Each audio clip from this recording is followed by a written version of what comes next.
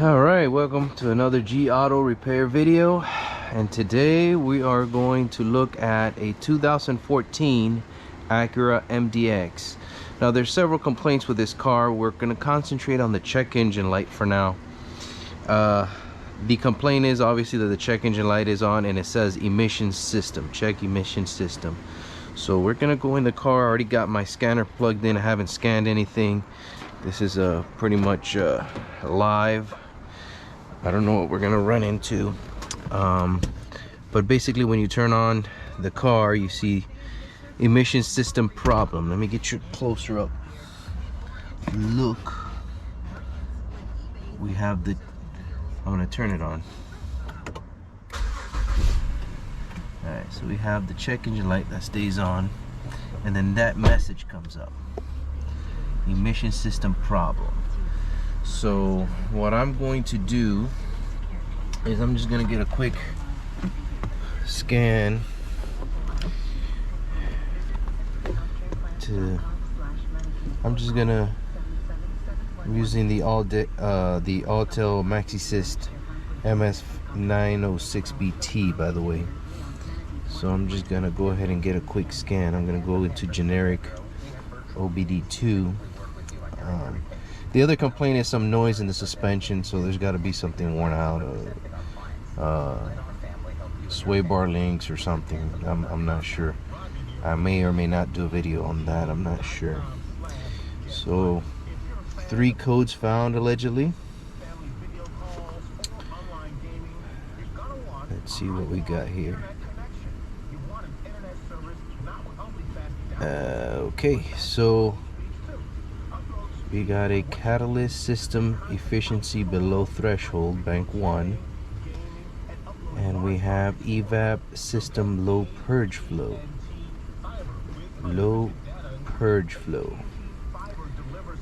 and evap system purge flow malfunction. So those are the 3 codes I have: PO420, PO497, and P145 Charlie. Okay, so insufficient or low purge flow. Alright, so the first thing I want to look at in this situation is the purge valve, which will be under the hood. Evap systems have 2 valves: the vent valve, which is in the rear by the charcoal canister, or sometimes it could be mounted remotely depending on the vehicle make model. And then you have the purge valve, which is normally close to the engine, that opens and closes to allow gases from the gas tank to flow into the intake system to get burned off. So what I'm gonna do is I'm gonna go ahead and let me turn on the AC so we won't waste battery for no reason. We're gonna turn off the headlights, and I already popped the hood. So the catalyst efficiency below threshold, so that could be a bad catalytic converter. Most of the time that's what it's gonna be, but I don't want to concentrate on that one yet. I want to concentrate on this purge,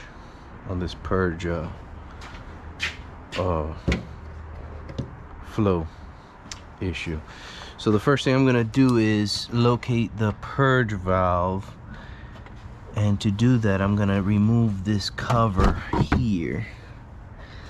Okay, I'm just gonna put this aside for now, and if I remember correctly, it's gonna be here. It's gonna be this part right here, right here. Okay, so we've located it. It bolts. Huh. Seems to be cracked there. Where it bolts into. That's weird. Okay. So it has a hose that attaches to the valve, which is this one right here. And all this comes from the gas tank. And then it bolts directly to the manifold here. So let me see if I can get using my scan tool. I'm gonna have to go into the actual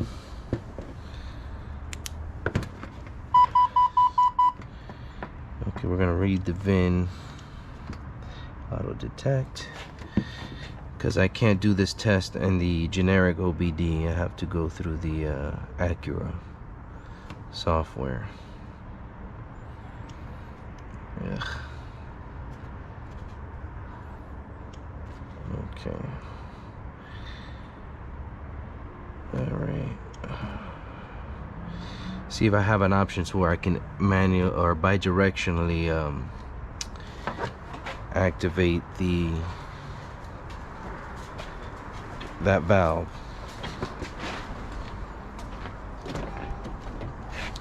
Okay, Alabama.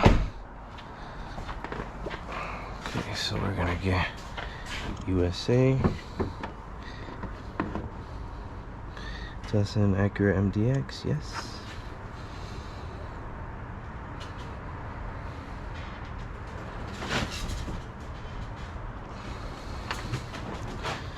We're gonna go to, let's go to diagnostics first. Control unit, engine.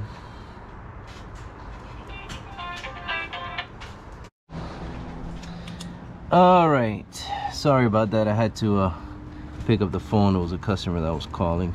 So basically what I'm gonna try to do is I'm gonna activate the solenoid, and all I did was look up the function, and it's right here. This is the purge control solenoid on, purge control solenoid off. So I'm just gonna turn it on.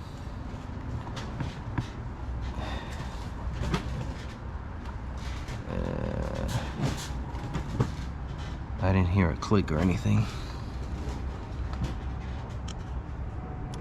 Okay, I did there.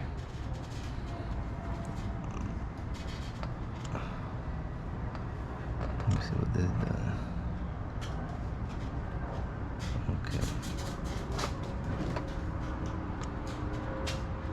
I'm not sure why they would be separated. Okay, I do hear a slight click. So what I want to do is I want to remove this hose, but I don't think it's gonna be. Let me see if I can remove the part.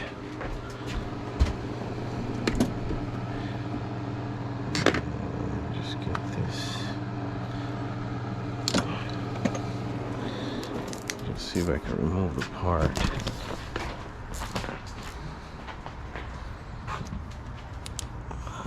No, that's too small. It's gonna be an 8mm. Okay.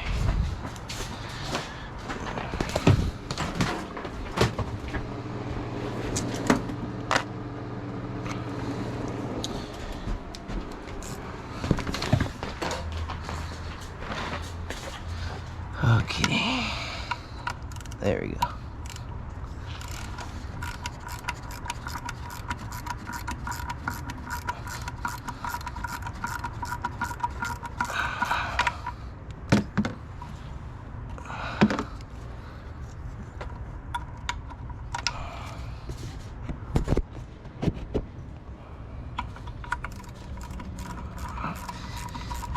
Remove this part here.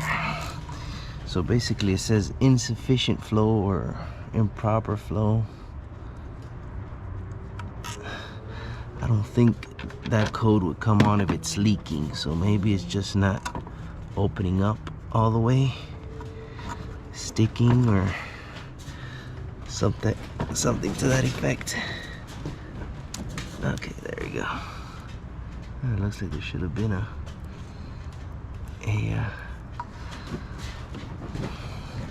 looks like there should have been another bolt down there.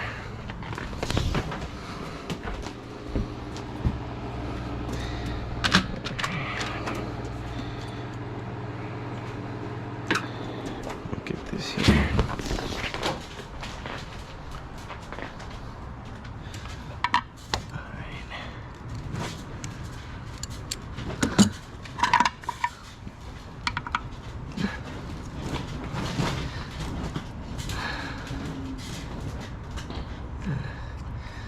These hoses like to stick.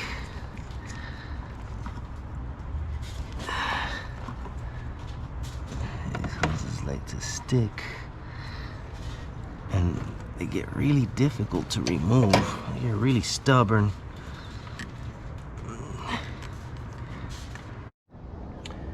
Alright guys, well, it's the next day. I had to pause because I had a customer come for me to check out the problem they were having in the car, so it was already late anyway, so I had to put a pause on this project here.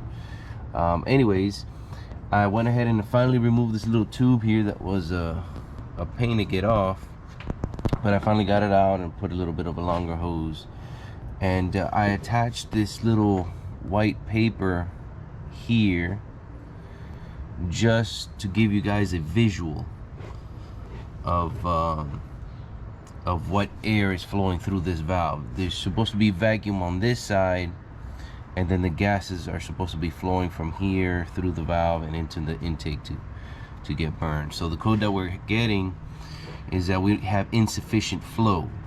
So the computer's detecting that there's not enough gases flowing through this valve, and that's why they're giving me that code. There could be other reasons, but this is the first thing that I want to concentrate on before I get all technical and all crazy with it.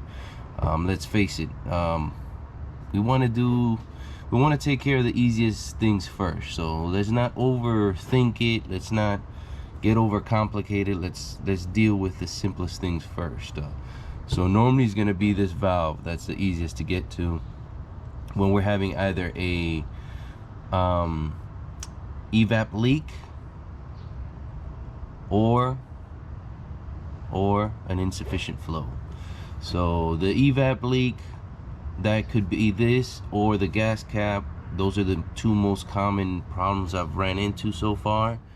Yes, you can have a broken line, you can have different other things, but generally speaking, what I've ran into, it's been either the valve is not sealing properly, or the gas cap is loose or damaged, worn, whatever the case may be. So those two things will more than likely fix your problem. Not always, but like I said, this is what the most common thing that I've seen. So I'm gonna put some pressurized air through the rear here just to simulate, you know, flow, and then when I turn on the valve using my scan tool, there should be flow through here. So it should, you know, move that piece of paper that I put there. So let me see if I can put this in a way that that you guys can see here. Let me see what I can do.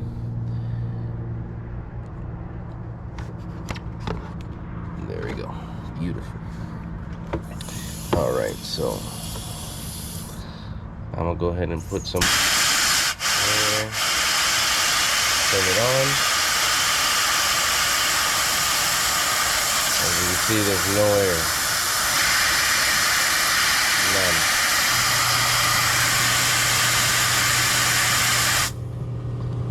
Okay, I'm gonna turn it on, and then I'm gonna flow some air. Okay, very little air. It locks up. There's something wrong with this valve. So it's open, but it's restricted. See? It initially lets a little burst of air, and then it locks up. So this valve is definitely bad. I'm just gonna blow through the tube.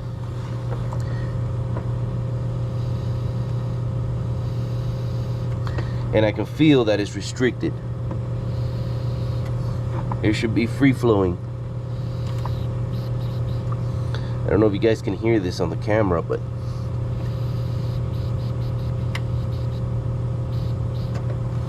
I can feel there's a lot of resistance in the valve. So this valve it's not letting enough flow through the valve, so that that it can do what it has to do. So the computer is detecting that, and it's setting up the code. So I'm gonna just go ahead, and you can also hear the click. I mean, it's clicking, but it's very faint. Let me see if you guys can hear it. It's a very weak click. Yeah, very weak. So no doubt about it, this valve is bad. We're gonna have to replace it. So I'm gonna have to get with the customer and order a new one. So I don't know if they have it in stock or I have to wait, or a dealer part. I don't know. These Acuras are kind of weird sometimes. So let me go ahead and put you guys on hold, and as soon as I get the part and all that, maybe I'll go ahead and do a follow-up. But this valve is definitely bad.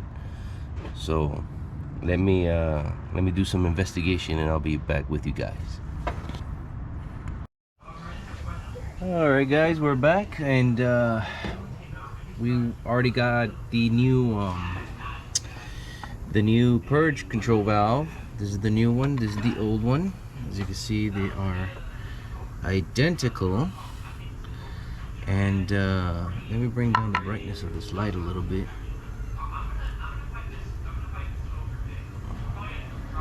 There we go. There we go. Okay, so as you can see, they're identical, and took me a while to get it. I had to special order it, but I did get it. So I went ahead and installed it, and all I've done is just put this way longer hose, so it's easier for me to blow on the hose, so we can confirm the repair. So what I'm gonna do is, first I'm gonna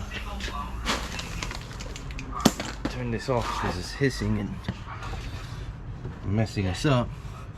First thing I'm gonna do is I'm gonna position the camera here to where you guys can see, and let me see if I can put a piece of paper or something.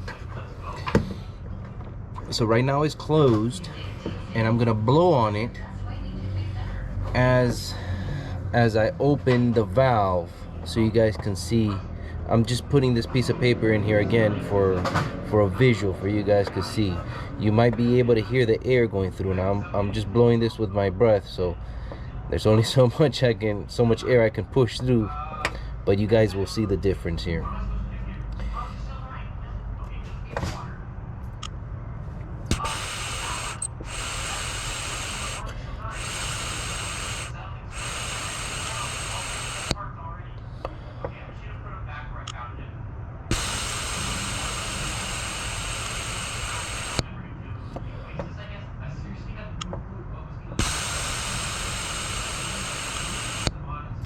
So there you can see the difference of how much volume of air is coming out through the valve. So this is definitely a repair.